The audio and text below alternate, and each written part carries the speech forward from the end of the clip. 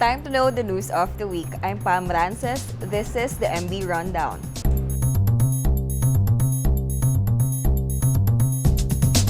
The impending release of former Calauan Laguna Mayor Antonio Sanchez, convicted for a 1993 rape and murder case, has sparked widespread condemnation online. Social media users expressed their strong opposition by sharing the archived court ruling against Sanchez and his men for killing University of the Philippines Los Baños students Eileen Sarmenta and Alan Gomez in June 1993. Sarmenta was also found raped. On Thursday, the UPLB community, including the relatives of the victims, gathered to oppose and condemn the move. But Bureau of Corrections Director General Nicanor Faeldon clarified that Sanchez may not be released yet despite a potential reduction in his time in prison due to good conduct.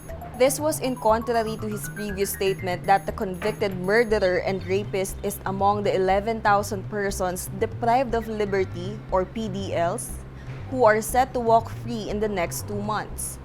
But netizens still questioned Sanchez's inclusion in the list after he was caught with 1.5 million worth of shabu hidden in a Virgin Mary statue in his cell in 2010. An air conditioning unit and a flat screen were also seized from him during a 2015 raid. Meanwhile, Senate Minority Leader and former Justice Secretary Franklin Drilon already filed a resolution on Thursday seeking a Senate probe into Sanchez's reduced sentence. Justice Secretary Menardo Guevara also welcomed the review of law on the behavior-based sentence reductions after the issue sparked a public outrage. The conflict between Commission on Elections Commissioner Rowena Guanzon and Disqualified Duterte Youth Representative Ronald Cardema continues as the latter has gone to social media to retaliate against Guanzon's Twitter attacks against him. Cardema on Wednesday posted on his Facebook account screenshots of text exchanges between him and an identified alleged Guanzon emissary. National Youth Commission chairman claimed that the emissary was a congresswoman whom the COMELEC official assigned to negotiate with him in an exchange for a favorable decision on the Duterte Youth application for party list accreditation. Cardema said that he was ready to present strong evidence to pin down Guanzon, enough to justify her impeachment. In several tweets, Guanzon chided Cardema for threatening her and her family. She said that the threat started after she signed a resolution disqualifying Cardema for being overaged. Cardema claimed that Guanzon rejected his representation of the Duterte Youth in the lower house for being overaged.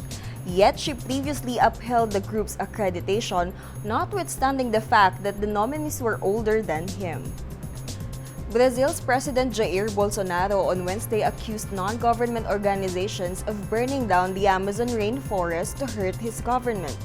This after reports have been circulating online that parts of the Amazon rainforest are burning. Images of fires purportedly devouring sections of the world's largest rainforest have gone viral on Twitter.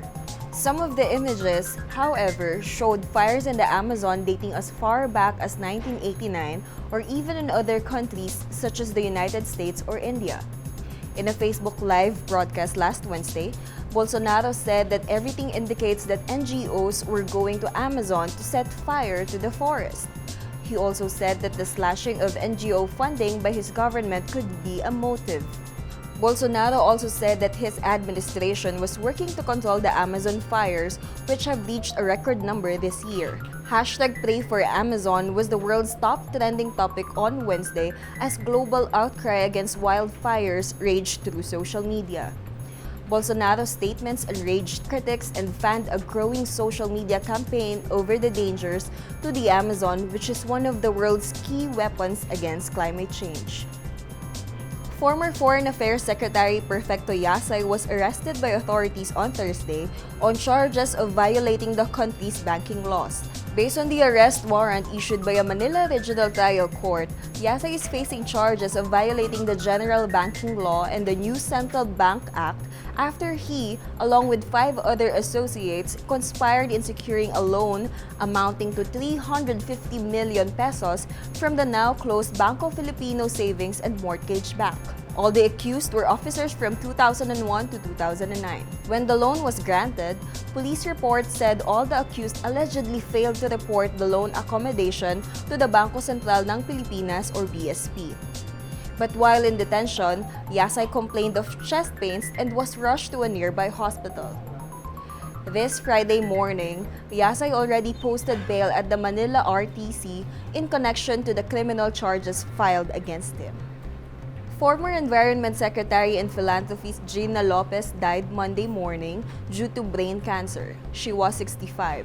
The management of ABS-CBN Broadcasting Corporation said Lopez, also the chairman of its public service arm, ABS-CBN Foundation, was a champion of environment preservation and a fervent advocate of children's rights and protection.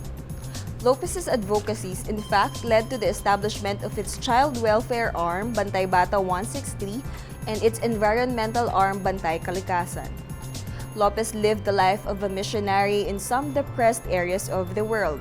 She was also known for her critical stance against mining companies in the country. She was named Environment and Natural Resources Secretary by President Rodrigo Duterte in 2016 and served for 10 months or until May 2017 after the powerful Commission on Appointments rejected her appointment. Meanwhile, these are the other top news of the week. The province of Rizal continues to be affected by an unidentified swine disease. Department of Agriculture spokesperson Noel Reyes said they still need confirmation from the Foreign Reference Laboratory in Europe if the said swine diseases is the African swine flu or ASF. Reyes also said the Agriculture Department is on top of the situation and that security measures are now in place to prevent the further spread of the disease. Trans woman Gretchen Diaz revealed on Wednesday that President Rodrigo Duterte is eyeing to hold a national convention for the LGBTQ+ community. According to Diaz, the president promised that he would call for the summit to thresh out all the issues affecting the LGBTQ+. But Lagablab spokesperson Naomi Fontanes doubts Duterte's support. The city of Marikina is imposing a no car garage, no building permit city ordinance. Under the said ordinance, businesses are required to provide adequate garage facilities as a requirement on the issuance of a building permit for the structures in the city. For those with small lots, the local government is thinking of establishing communal places where they could park their vehicles. Let's take a quick recap of the MB Rundown for today, August 23. The impending release of former Calauan Mayor Sanchez sparks widespread condemnation online. Disqualified Duterte Youth Representative Ronald Cardema posted online alleged screenshots of text exchanges between him and an alleged emissary of COMELEC Commissioner Rowena Guanzon. Brazil's President Jair Bolsonaro blames non-government organizations for the Amazon fire. Former Foreign Affairs Secretary Perfecto Yasay faces arrest for violating the country's banking laws. And former Environment Chief and philanthropist Gina Lopez dies due to brain cancer. And that's the MB Rundown. I'm Pam Rances.